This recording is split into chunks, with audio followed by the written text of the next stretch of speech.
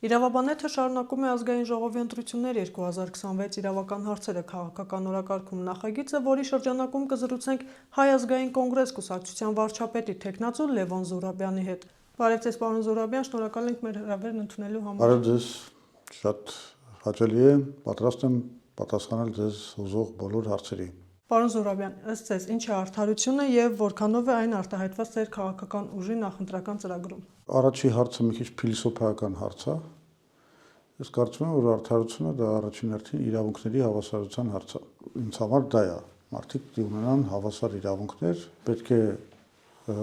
բաց թափանցիկ կանոններ լինեն հանրության մեջ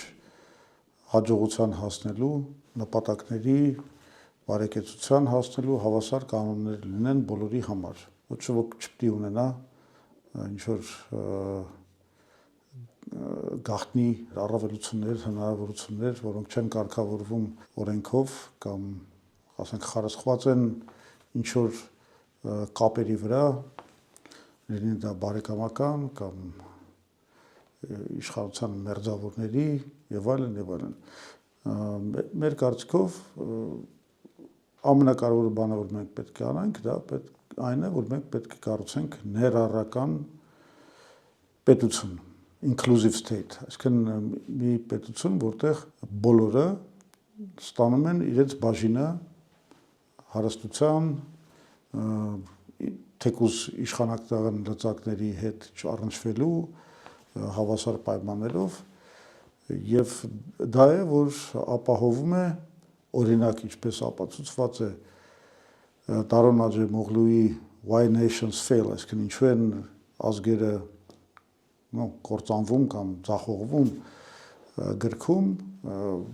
հենց այդ կոնցեպտն է դրված, որ իրականում այն ինստիտուտները պետական, որոնք ապահովում են ներառականությունը եւ մրցակցության հավասարությունը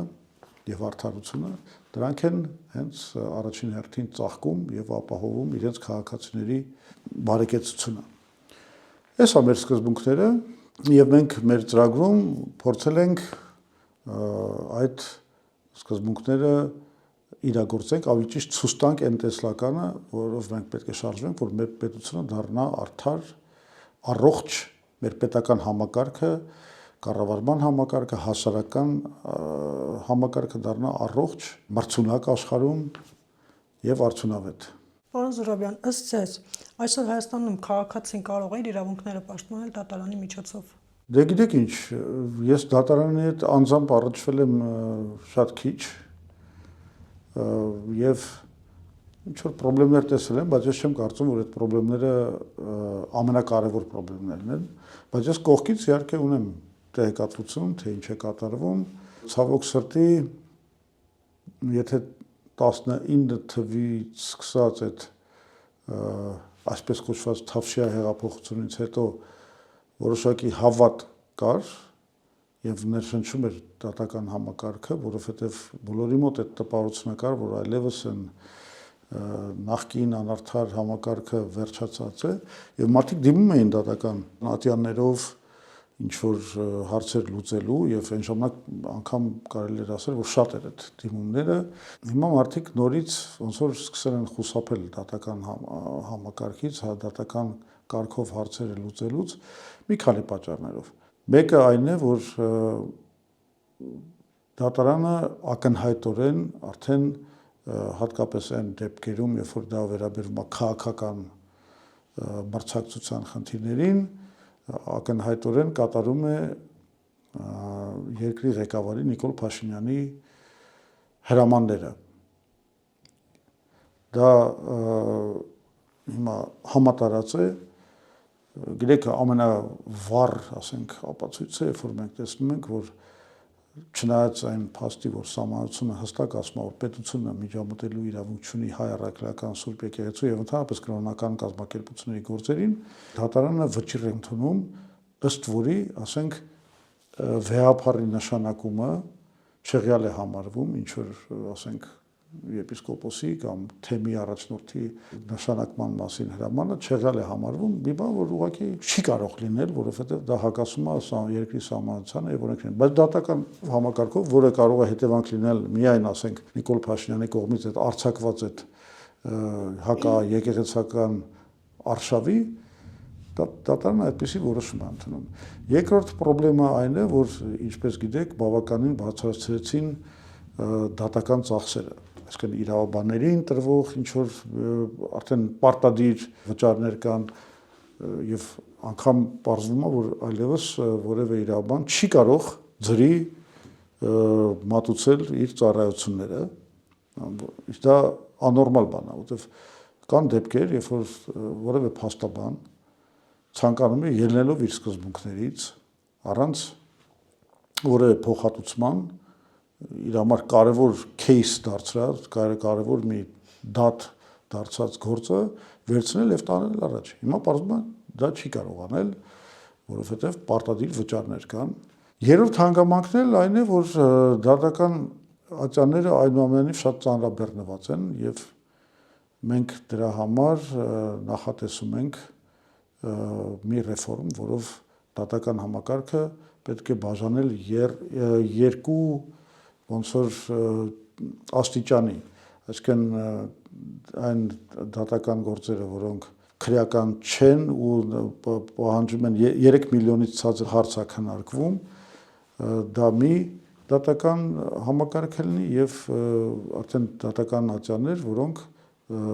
ավելի բարձր բարդ գործեր են նայում, այսինքն դա պետք է արվի այն նպատակով, որ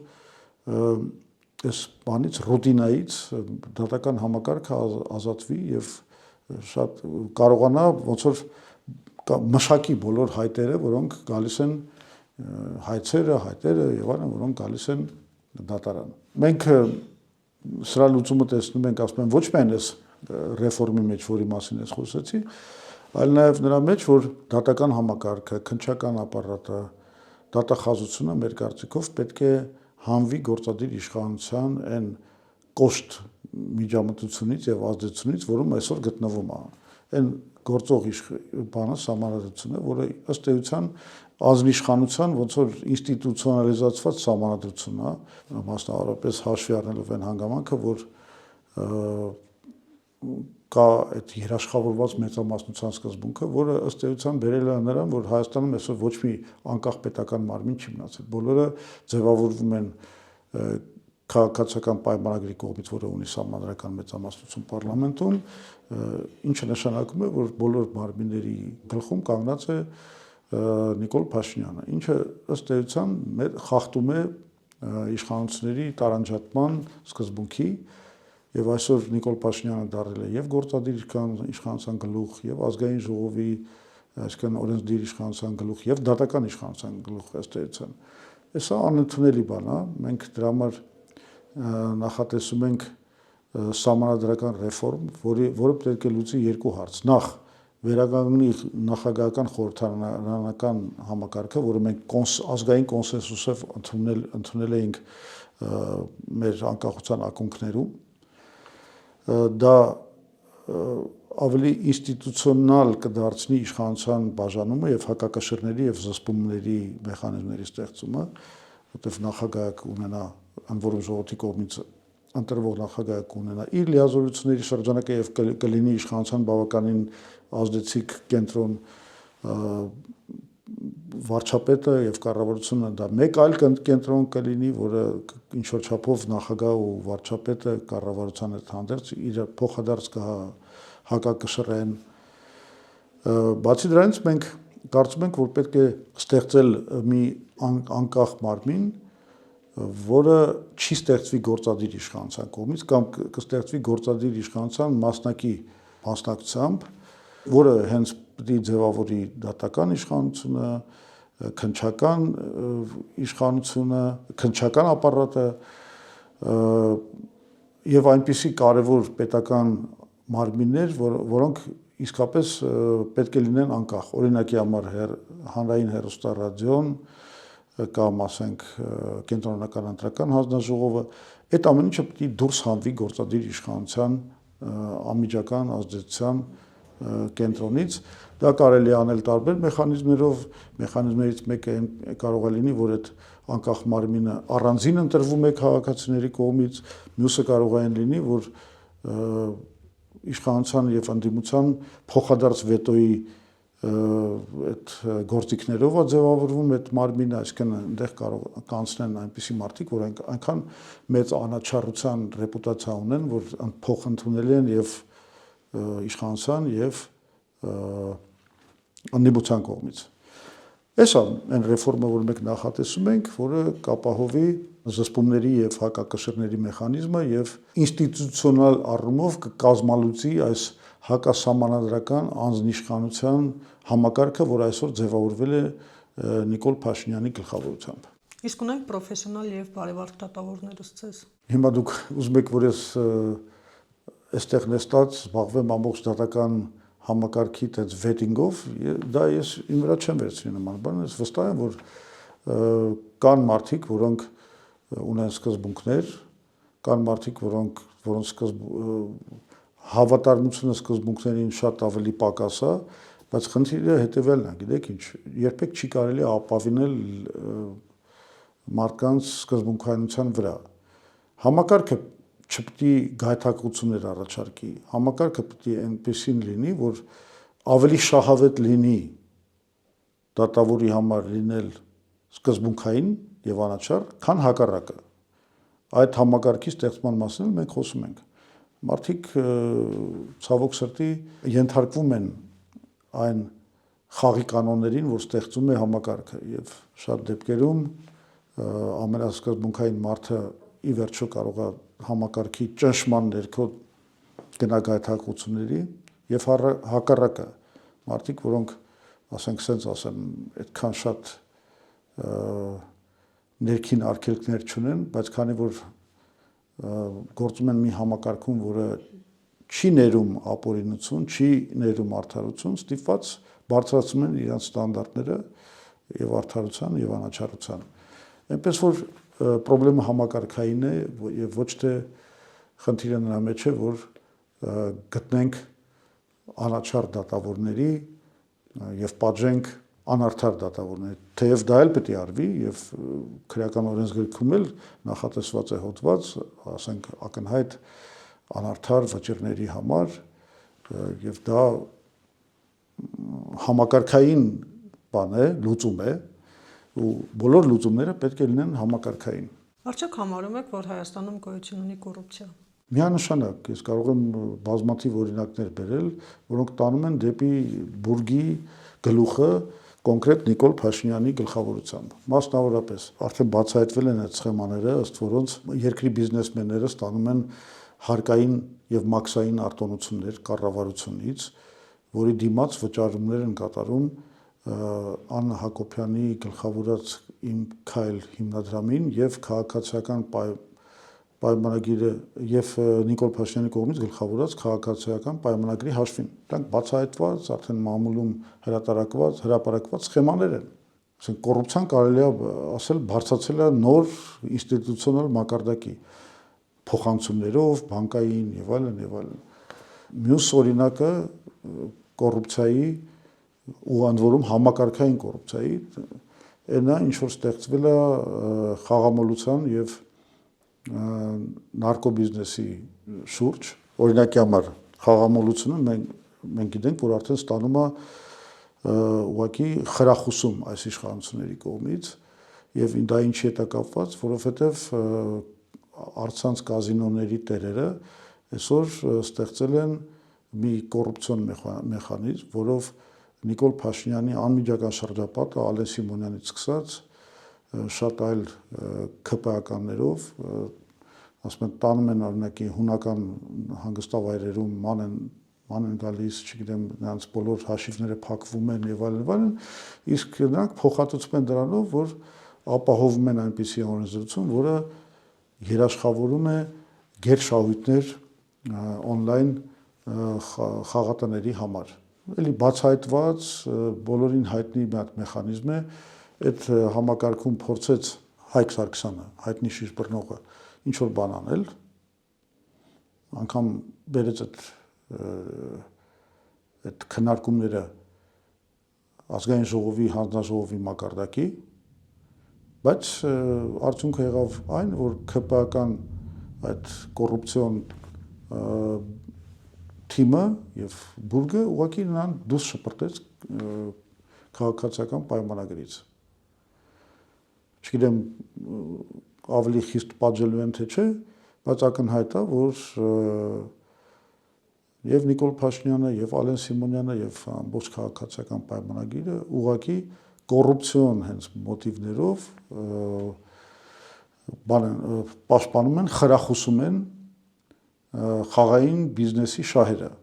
Նույնն էլ կատարվում է թմրամոլության ոլորտում։ Իդեպ խաղայինից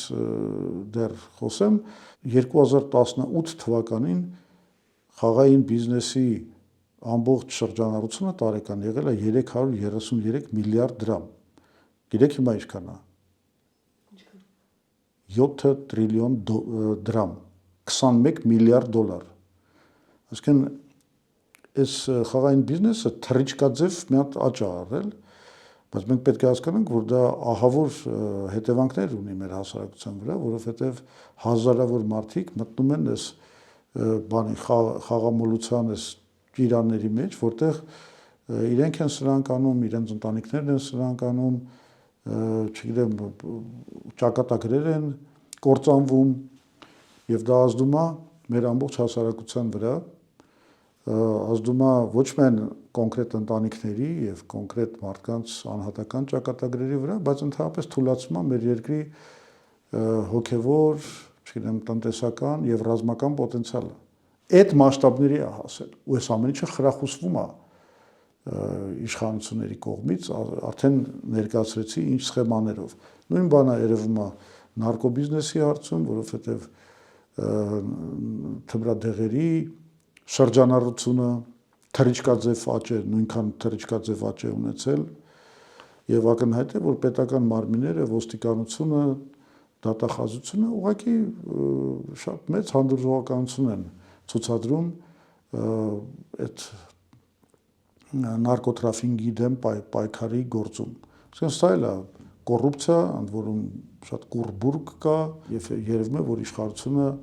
ամբողջությամբ խրախուսում է, հովանավորում է այս հանցավոր գործունեությունը։ Այսպես կարելի է շարունակել, մի այլ խնդիրել այդ հայտնի անշարժ գույքի այդ գնման հենց ԿՊԱ-ականների կողմից, հենց պետական պաշտոնյաների կողմից բանի Ալեն Սիմոնյանի, Սուրեն Պապիկյանի եւ բազմաթիվ այլ օրինակներ, երբ որ իրենք շուկայականից, ասենք, կարող է մի 6 անգամ ավելի էժան գնով առնում են անշարժ գույք, որովհետև ստանում են ոչինչով չբացատրվող արտոնություններ բանկերից, բայց նաև ոչինչով չբացատրվող էժան գներ կառուցապատողներից։ Իսկ հետո, ասենք, նույն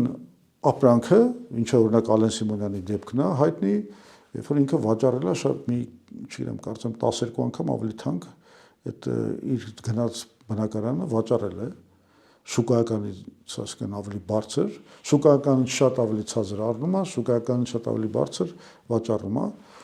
ինչ որ նա տաղանդավոր բան է, էլի, այտենց դիլեր է անշարժ գույքի դառնում,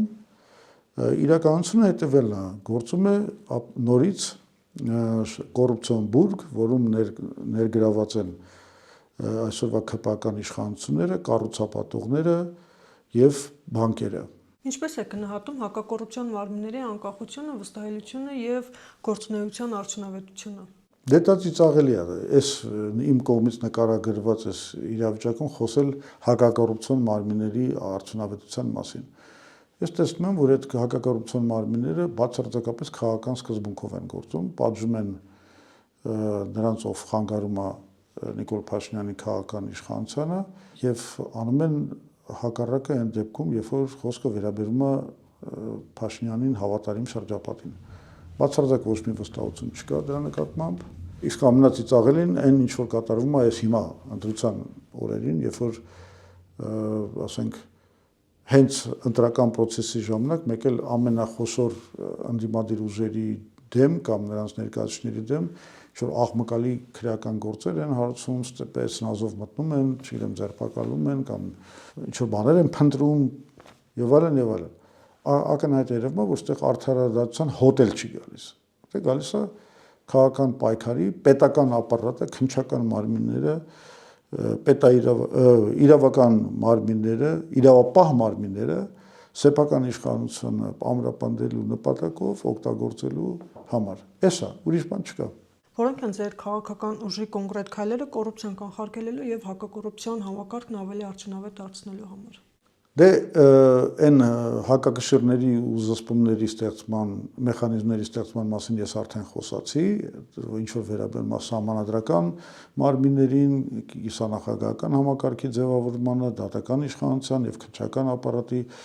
անկախացմանը գործադիր իշխանությունից, բայց մենք մենակ դրանով չենք սահմանափակվում, մեր ծրագիրը նաեւ նախատեսում է հետեւյալ սկզբունքը, որ բաժանում լինի գործառույթների, ասենք օրինակ պետական մարմինները կամ նախարարությունները պետք է մշակեն ռազմավարությունը եւ կարգերը, բայց դրանց իրականացումը պետք է հանվի իրանցից եւ փոխանցվի անկախ մարմիններին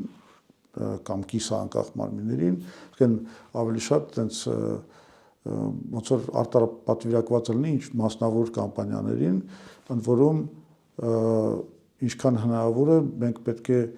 ամրապնդենք եւ զարգացնենք ավտոմատիզացիան, ալգորիթմիզացիան, որ ինչքան հնարավոր է պակասացնենք անձնական գործոնը եւ ավելի շատ ոնց որ ավտոմատացված համակարգով լուծվեն բոլոր հարցերը, այսինքն եթե նախարարությունը մշակել է ստրատեգիա, մշակել է կարգերը, դրանք արդեն պետք է իրականացնի ուրիշ մարմին եւ ինչքան հնարավոր է ավտոմատացված եւ բացառելով անձնական սուբյեկտիվիզմի ազդեցություն։ Այսինքն մենք գնում ենք ոչ թե կոռուպցիան պատժելու ուղղությամբ, որը կարևոր ուղղություն է եւ միևնույն է պետք է արվի, բայց մենք գնում ենք նաեւ կանխելու ուղղությամբ, կոռուպցիան կանխելու, այսինքն դու ստեղծում ես այդ համակարգը, որը բացառում է անձնական սուբյեկտիվիզմի եւ այդպես օգտվելու անձնական նպատակների համար օգտվելու կարողությունները, դու նաև կանխում ես դրանով կոռուպցիան։ Էսա որ մենք նախատեսում ենք, բացի դրանից մենք ունենք նաև այդ շնորհապետական կառավարման, այսինքն մերիտոկրատիկ կառավարման սկզբունքները, որտեղ մենք պետական ծառայողին պետք է անգամ ինչ-որ թվային նշաձողեր դրենք, այսինքն ինչ որ թվային գնահատականներ տրվի իր արդյունավետության, չգիտեմ, արագության եւ ընդհանրապես հարցերը լուծելու առումով իր կարողությունների, հմտությունների, որը թույլ կտա ավելի օբյեկտիվորեն գնահատել ցանկացած պետական ծառայողին եւ այդ թվանիշների հիման վրա կորոշվեն եւ նրանց պարգևատրման չափսերը եւ առաջխաղացման հնարավորությունները։ Էսա եթե այս ամփոփենք մեր մեծ մեխանիզմը եւ սկզբունքները, որով մենք պետք է առողջացնենք պետական կառավարման մեր համակարգը եւ ոչ միայն պետական հանրային համակարգը, արդարացան համակարգը եւ այլն եւ այլն։ Մենք նաեւ ես ասացի արդեն, որ ամենամեծ չարիքներից մեկը դարել է այդ թմրամոլության եւ խաղամոլության այդ ժանտախտը, որը ուղղակի խժռում է մեր հանրությանը, մեր ժողովրդին, մենք նախատեսել ենք նաև շատ լուրջ պայքարի միջոցներ հենց այդ չարիքների դեմ։ Մասնավորապես մենք խաղամոլության դեմ մենք պետք է ոչ թե պատժենք խաղամոլին, այդպես բան չկա, բայց մենք պետք է ստեղծենք մեխանիզմ, որը թույլ կտա ցանկացած օգտագործողի, օգտվողի, հա, որ մտնում է առցանց կազինո, որ իդենտիֆիկացվի նա, պարզվի, որ արդյոք եւ թույլ տրվի ալգորիթմով միայն այնպիսի գումարների չափով մասնակցություն, ասենք այդ առցանց խաղերին, որոնք սնանկության վտանգ չեն առաջացնում գնահատելով իր եկամուտները։ Եվ բազմաթիվ նման մեխանիզմներով մենք նախատեսել ենք այդ երկու ուղղությամբ, կարևոր ուղղությամբ պայքարի մեթոդներ։ Որն է ձեր քաղաքական ուժի տեսակետը իրավապահ մարմինների աշխատանքի վերաբերյալ եւ ինչ խնդիրներ եք տեսնում նրանց գործունեության մեջ։ Ճիշտ ասած, մի քիչ հարցը լավ չհասկացա, որովհետեւ այսինքն դիրքորոշումը իրավապահ մարմինների ինչ է նշանակում։ Իրավական համակարգի Ինչ տեսակետ ունեք, ինչպես են իրենք աշխատում, ինչ խնդիրներ եք տեսնում դուք նրանց աշխատանքի մեջ։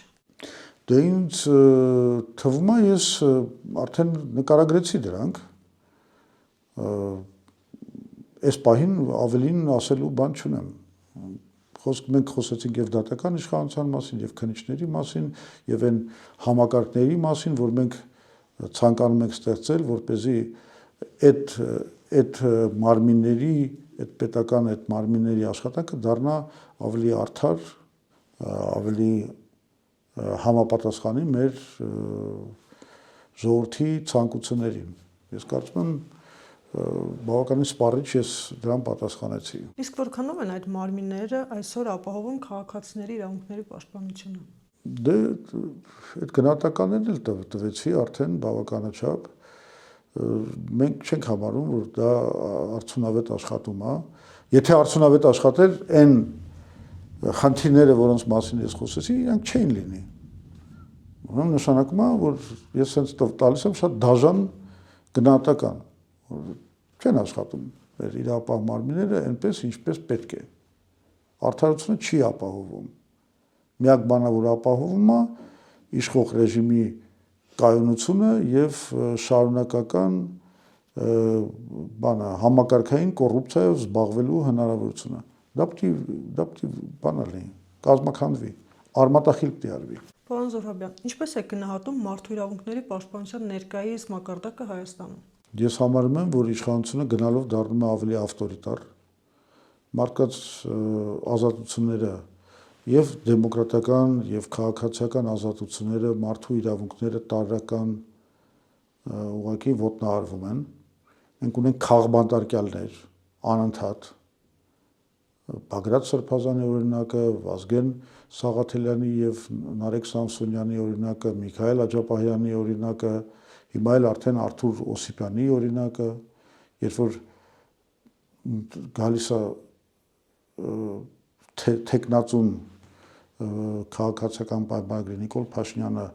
գալիս է ընտրաշավ անելու, հանդիպում է Արթուր Օսիպյանին, որը իր հետ խոսում բավականին հավասարակշռված հանգիստ տոնով եւ այդ խոսակցությունից բորբոքվում է Նիկոլ Փաշինյանը, հերիք չի ինչ-որ ահավոր անհասկանալի ցինիկ մեղադրանքներ նետում ոչ միայն իր, այլ շատերի երեսին, ասելով, որ դուք ինչի չեք զոհվել, բայց այդ հերիք չի։ Մի զրույցի հետևանքով, որտեղ բոլոր քաղաքավարության կանոնները խախտել է հենց ինքը վարչապետը, չգիտես ինչի բանտում հայտնվում է այն մարդը, որը իր հավասարակշռությունը պահում էր եւ հանգիստ խոսում էր, ինքը բանավեճի մեջ էր ընդհանրապես։ Բայց իրան այտենց ուղակի ազատ խոսելու համար, ինչա որ ինքը քննադատում էր վարչապետին, տանում են եւ կալանավորում են, ձերբակալում են։ Սա ինչ է նշանակում։ Տիպիկ ավտորիտար որևէ քննադատություն չընդունող ռեժիմի պահվածք եւ դասական քաղբանտարկյալի հետ գործ ունենք եւ երկրում կան այդպիսի քաղբանտարկյալներ մարդիկ բանտ են նստում նրա համար որ ուղղակի ասենք մեկը ասելա պատասխանելով իդեպ համարժեք ինչ որ մի վիրավորանքի ասենք Ալեն Սիմոնյանին ասելա հետույք դրա պատճառով գնացել են իրենց պահել են բանտում երկար ժամանակ միջև հիմա էլ սահմանափակված են իրենց իրավունքները ինչի մասին ենք խոսում անընդհատ համակարգային ոտնահարում խոսքի ազատության չգիտեմ էլեմենտար իրավունքների էլեմենտար ել չեմ խոսում նրա մասին որ ասենք այդքան խոսում են դեմոկրատիայի մասին բայց որտեղ որ ընտրվեց մի հատ որևէ կարևոր քաղաքում որտեղ որ ընտրվեց անդիմադիր համայնքապետ նա ամենջապես հայտնվեց բանտում եւ Գյումրիի օրինակն է Վարդան Ղուկասյանի եւ Վանաձորի օրինակն է Մամիկոն Ասլանյանի դեպքը նույն process-ները տարան Ալավերդիի համայնքում այսինքն սա ինչ է սա ժողովրդավարությունը դրանք ժողովրդավարություն սա բացահայտ հետապնդումներ են բոլոր քաղաքական անդիմախոսների նկատմամբ եւ ամենաեղկելին դա հենց արշավներ հայ առաքելական Սուրբ եկեղեցու նկատմամբ, վեհափառի նկատմամբ, որի դեմ քրեական գործեր են հարուցել առանց որևէ հիմքի, սահմանափակել են նրա ելումուտքը երկրից, բոլոր հաշիվներն են սառեցրել, ինչա որ նա չի ենթարկվում Փաշինյանի հրամաներին հրաժարվելու, հնազանդվելու քաղաքացիական իշխանությանը։ Սա անընդունելի բաներ են եւ հունիսի 7-ին մեր ժողովուրդը պետք է իմանա մի բան էլ, եթե ինքը ընտրում է Նիկոլ Փաշինյանին, ինքը ըստ էության ընտրում է ոչինչով չսահմանափակված բռնապետության հեռանկարը։ Որոնք են ձեր քաղաքական ուժի անելիքները առաջիկա տարիների ընթացքում ընտրություններում հաղթելու դեպքում։ Մեր գլխավոր անելիքները արդեն ոչ միայն իրավական, ոլորտից բան, մեր գլխավոր անելիքները դա խաղաղության հաստատումն է։ Մենք համարում ենք, որ պետք է շարունակել Ադրբեջանի եւ Թուրքիայի հետ խաղաղության հաստատման գործընթացը, բայց մեր հայությունը, ինքնությունը պահպանելով, ոչ թե այն, ինչ որ անում է Նիկոլ Փաշինյանը։ Մենք համարում ենք, որ պետք է ստեղծվեն նաեւ ինստիտուցիոնալ երաշխիքներ ինքնիշխան խաղաղության համար, այսինքն որ չլինի, որ խաղաղությունը պայմանավորված չլինի այն բանով, վիճակով, որ ասենք Ադրբեջանը դառնում է Հայաստանի տերն ու տիրակալը եւ ինքն է որոշում, ասենք, որտեղ են խոսքի ազատության սահմանները, ով ինչ իրավունք ունի ասելու, մեր ինքնության առումով մենք ինչ իրավունք ունենք խոսելու, այս բաները պետք է բացառվեն։ Բայց դրա համար մենք պետք է ունենանք խաղաղության ինստիտուցիոնալ երաշխիքներ եւ դրանցից ամենակարևորը Հայաստանը Իրանին մեր տարածքով կապող երկաթուղու կառուցումն է, որի անունը մենք դրել ենք 3+BRICS ծրագիրը, այսինքն դա մի ծրագիր է, որը լուծում է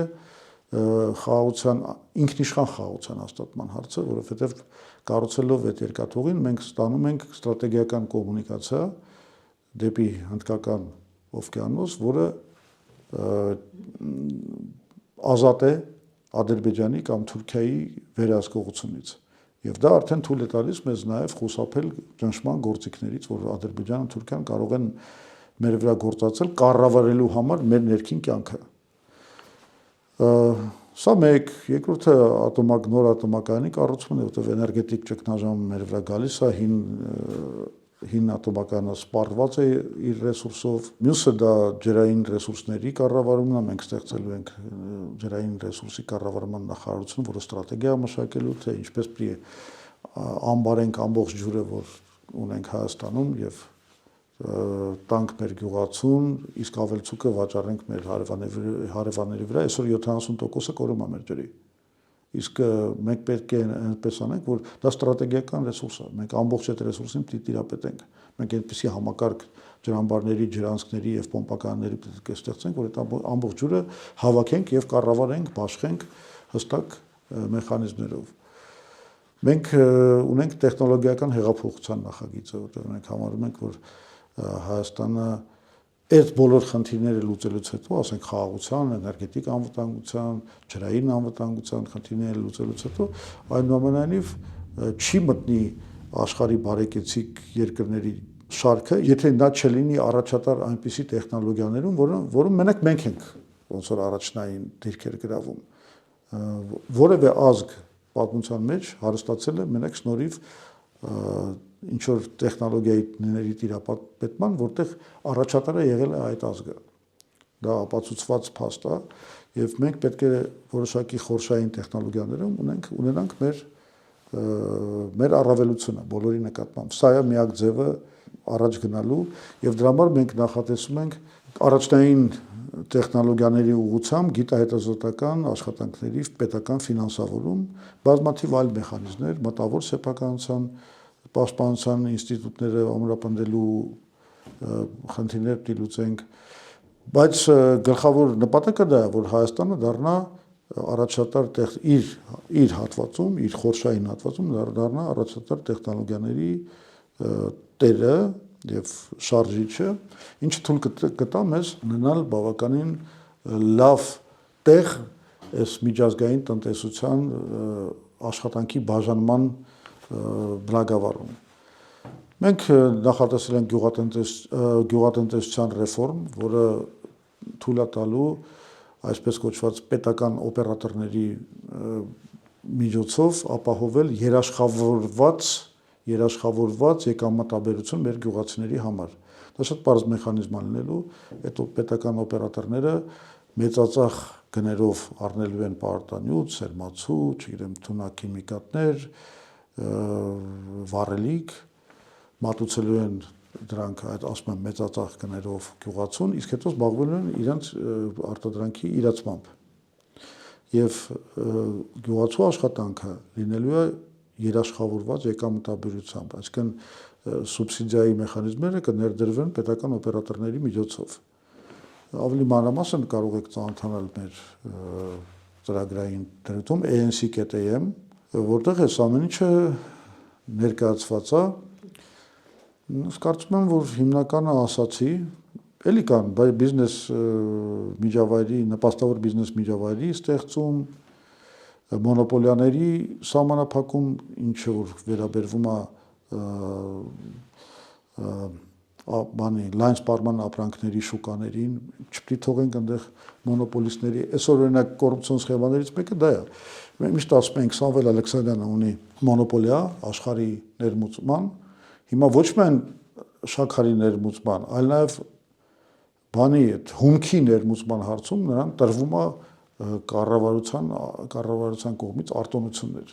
Չարաբաստիկ մոնոպոլիան ոչ միայն չենք պայքարում, այլ ավելի ենք խորացնում։ Այս ամեն ինչի դեմ մենք ունենք շատ լուրջ ծրագրեր եւ եթե փորձեմ ավարտեմ, կխոսեմ նաեւ